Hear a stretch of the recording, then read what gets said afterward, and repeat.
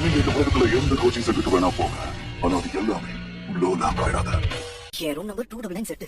இதோ செட்டு. இதானா?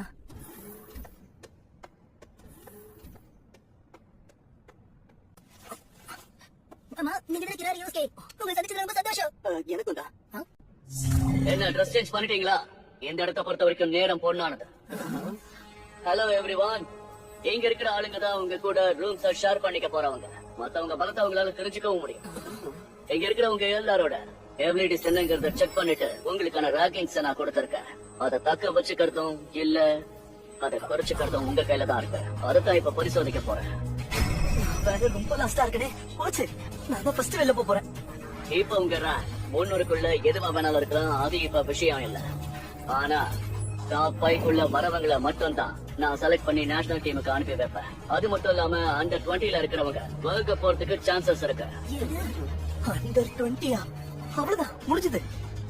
இதுல தோக்குறவங்க ஜப்பான் சாக்குறதுக்கு அப்புறம் நினைச்சு கூட பார்க்க கூடாது.